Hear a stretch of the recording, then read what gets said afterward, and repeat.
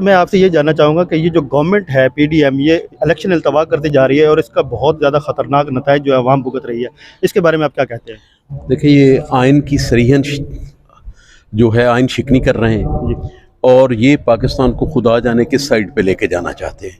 اس ملک کا واحد حل اس وقت صاف اور شفاف الیکشن ہے اور بر وقت الیکشن ہے، جو آئین کہتا ہے اس کے مطابق۔ تو خدا کرے کہ ان کو کوئی عقل آئے اور یہ قوم کو مجبور نہ کرے کہ قوم سڑکوں پہ آ کے حساب لیں ان سے۔